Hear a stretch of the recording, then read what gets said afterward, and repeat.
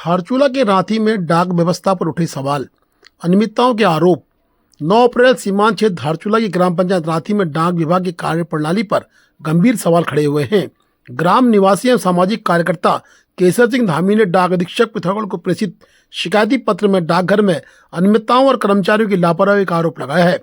शिकायतकर्ता के अनुसार रांची स्थित डाकघर में रजिस्टर्ड डाक का वितरण नियमों के विपरीत किया जा रहा है। बिना प्राप्तकर्ता के हस्ताक्षर के डाक को वितरित दर्शाया जा रहा है, जो कि डाक विभाग के नियमों का उल्लंघन है। इसके अलावा कई महत्वपूर्ण डाक सामग्री दुकानों में यानी कि रांची की स्थायी दुकानों में छोड़ दी जाती हैं, जिससे संबंधित व्यक्तियों को समय पर सूचना और दस्तावेज प्राप्त नहीं हो पा रहे हैं। धामी ने बताया कि डाक वितरण में अत्यधिक देरी हो रही है, जिससे सरकारी और निजी कार्य प्रभावित हो रहे हैं। उन्होंने यह भी आरोप लगाया कि पोस्टमैन द्वारा गांव के अंदर डाक पहुंचाने के बजाय केवल मोटर मार्ग तक ही वितरण किया जा रहा है, जिससे ग्रामीणों को भारी असुविधा का सामना करना पड़ रहा है। धामी ने उदाहरण देते हुए कहा कि उन्हें स्वयं कई रजिस्टर्ड डाक समय प्राप्त नहीं हुई, जबकि 27 मार्च 2026 को नगर पालिका परिषद से भेजी गई डाक आज 9 अप्रैल तक भी प्राप्त नहीं हुई है।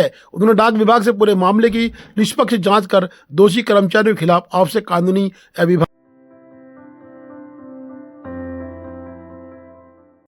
आदि कैलाश तवाघाट संगम पर धरना प्रदर्शन शुरू। पवित्र संगम पर शराब की दुकान एक बहुत बड़ा प्रश्न चिन्ह छोड़ रही है। जनता उसको बंद कराने खातिर सड़कों पर उतरी है। तवाघाट में प्रस्तावित शराब की दुकान के खिलाफ उग्र विरोध प्रदर्शन शुरू हो चुका है। धारचूला के तवाघाट स्थित काली धौली के पवित्र संगम को शराब का अड्डा बनाने की कोशिश के खिलाफ जनता का गुस्सा फूट पड़ा है। क्षेत्र पंचायत सदस्य महेश वर्मा के नेतृत्व में ग्रामीणों ने आज से व्रत रखकर धरना प्रदर्शन शुरू कर दिया है। प्रशासन को पहले ही चेतावनी दी जा चुकी है कि 10 अप्रैल को दुकान खोलने की तैयारी हुई तो आबकारी विभाग को सीधी चेतावनी, खोली दुकान तो होगा बड़ा विरोध। यह वही मार्ग है जहां से होकर कैलाश मानसरोवर यात्रा मार्ग आदि कैलाश पंचाचूली पर्वत की ओर नारायण आश्रम के लिए श्रद्धालु और पर्यटक गुजरते हैं। सवाल उठता है कि आस्था के रास्ते पर शराब बेचना जरूरी है? ग्रामीणों का साफ कहना है किसी भी कीमत पर शराब की दुकान नहीं खुलने देंगे। धार्मिक और पर्यटन क्षेत्र की गरिमा से सरकार, प्रशासन, आबकारी विभाग खिलवाड़ कर रहा है। इस तरह के आरोप महेश वर्मा ने लगाए हैं और उन्होंने साफ कहा अगर सरकार ने जबरदस्ती दुकान खोली तो आंदोलन और उग्र होगा। धरना जारी है, जनता एकजुट है, वह उग्र प्रदर्शन के लिए भी अब तैयार है। आबकारी, सरकार और प्रशासन के फैसले पर सबकी नजरें टिकी हैं। देखना कि क्या कल प्रशासन 10 तारीख को दुकान का उद्घाटन करता है या फिर उप जिलाधिकारी धारचूला के आश्वासन के बाद जिलाधिकारी कुछ दिशा निर्देश देते हैं। डीएम आशीष भंडगाई ने स्कूल के बच्चों के साथ बैठकर किया मिड डे मील। जमीनी हकीकत जांचने स्कूल पहुंचे डीएम पिथौरागढ़। क्लास से किचन तक का डीएम का दौरा रहा। बच्चों के साथ बैठकर खुद भी खाया मिड डे मील। बता दें कि श्री आशीष कुमार भंडगाई पिथौरागढ़ के डीएम पीएम श्री सरस्वती देव सिंह राजकीय इंटर कॉलेज का औचक निरीक्षण को पहुंचे। निरीक्षण के दौरान जिलाधिकारी ने विद्यालय की शैक्षणिक एवं भौतिक व्यवस्थाओं का भी विस्तृत जायजा लिया। जिलाधिकारी ने विभिन्न कक्षाओं में पहुंचे जहां उन्होंने छात्र छात्राओं से सीधे संवाद कर उनकी पढ़ाई विषयों को भी समझा। शिक्षण व्यवस्था एवं उपलब्ध सुविधाओं के बारे में जानकारी प्राप्त की। उन्होंने विद्यार्थियों को मन लगाकर पढ़ाई करने तथा अपने लक्ष्यों के प्रति सजग रहने के लिए प्रेरित भी किया। साथ ही शिक्षकों को गुणवत्तापूर्वक शिक्षा सुनिश्चित करने के निर्देश दिए। निरीक्षण के दौरान जिलाधिकारी ने पीएम पोषण मिड डे मील योजना का भी अवलोकन किया। उन्होंने विद्यालय के किचन का निरीक्षण करते हुए भोजन निर्माण की प्रक्रिया, स्वच्छता व्यवस्था एवं खाद्य सामग्री की गुणवत्ता को जांचा। इस दौरान जिलाधिकारी स्वयं बच्चों के बीच बैठकर उनके साथ मिड डे मील ग्रहण किए। बच्चों के साथ संवाद करते हुए उन्होंने भोजन के स्वाद, गुणवत्ता एवं नियमितता के बारे में जानकारी ली। बच्चों से मिले सकारात्मक फीडबैक पर उन्होंने संतोष व्यक्त किया। वहीं संबंधित अधिकारियों को निर्देशित किया कि भोजन की गुणवत्ता एवं स्वच्छता में किसी प्रकार की लापरवाही बर्दाश्त नहीं की जाएगी। इस अवसर पर उप जिलाधिकारी जितेंद्र वर्मा सहित विद्यालय प्रशासन, शिक्षा विभाग के अधिकारी एवं संबंधित कर्मचारी उपस्थित रहे। जिलाधिकारी ने स्पष्ट रूप से सभी बच्चों को आशीर्वचन भी दिया।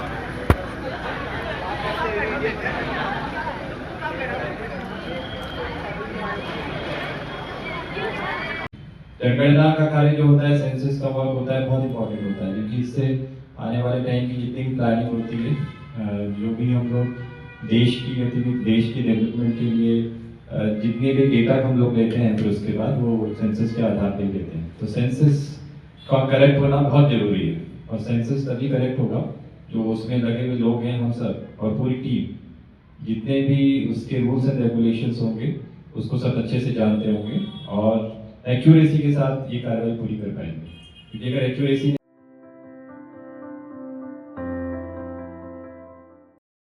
18वें दिन भी जारी रही डिप्लोमा इंजीनियर्स की हड़ताल। धारचूला में भी जोरदार प्रदर्शन। राज्य कर्मचारियों के समर्थन में डिप्लोमा इंजीनियर संगठन की हड़ताल लगातार 18वें दिन भी जारी रही। महासंघ के दिशा निर्देशों के तहत धारचूला स्थित सिंचाई विभाग परिसर में डिप्लोमा इंजीनियर संघ, जल संस्थान, पीडब्ल्यूडी व अन्य सभी विभागों के इंजीनियरों ने एकजुट होकर जोरदार प्रदर्शन किया।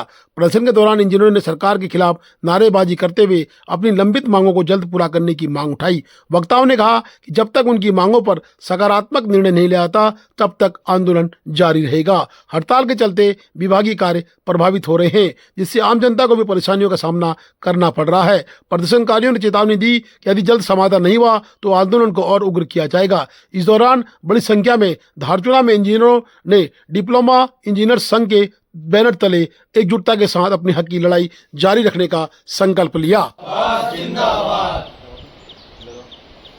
हमारी एकता जिंदाबाद जिंदाबाद। डिप्लोमा इंजीनियर महासंघ जिंदाबाद जिंदाबाद। हमारी एकता जिंदाबाद जिंदाबाद। डिप्लोमा इंजीनियर महासंघ जिंदाबाद जिंदाबाद। हमारी एकता जिंदाबाद जिंदाबाद। हमारी मांगें पूरी करो। हमारी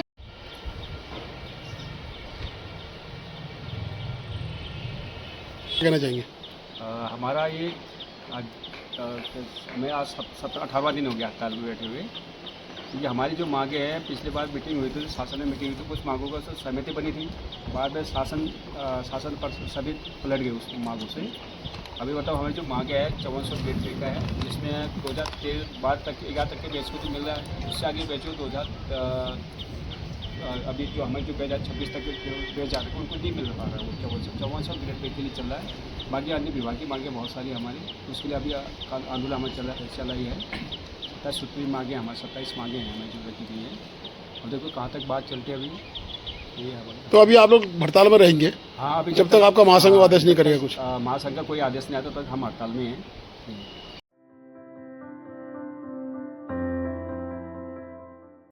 विक्रम दानू के सिर फिर सजा ताज। बता दें कि विक्रम दानू को फिर से युवा कांग्रेस डिडियाट का जिला अध्यक्ष नामित किया गया है। वह खुद निर्वाचित हुए हैं। दोबारा जिला अध्यक्ष निर्वाचित होने में सभी पदाधिकारियों संगठन के लोगों ने उनको बधाई दी। जगह जगह गांव में उनका स्वागत भी हुआ है। बता दें कि विक्रम दानू की पत्नी भी जिला पंचायत सदस्य के रूप में निर्वाचित हो चुकी हैं। साथ ही धारचूला में ब्लॉक कांग्रेस कमेटी के अध्यक्ष के रूप में अभिषेक सिंह धामी को चुना गया है। उनके साथ अन्य लोगों का भी चुनाव हुआ है।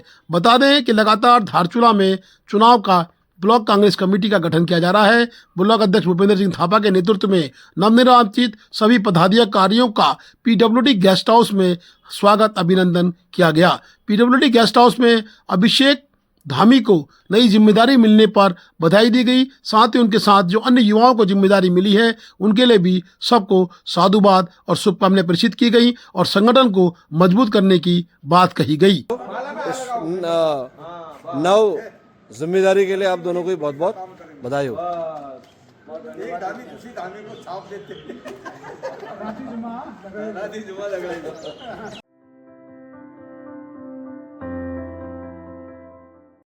पूर्व में छात्र संख्या शून्य होने के आधार पर कालिका विद्यालय बंद हुआ था।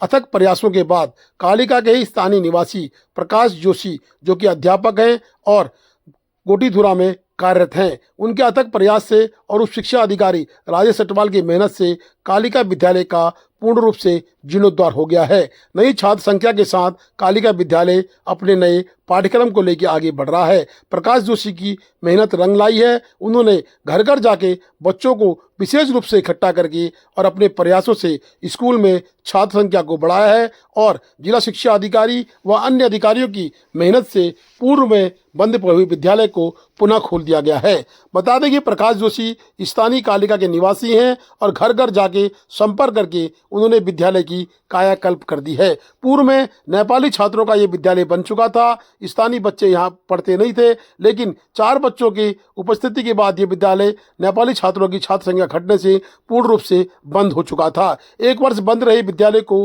अब खोल दिया गया है और सुचारू रूप से चल रहा है। सभी ने प्रकाश जोशी के कार्यों की सराहना की है।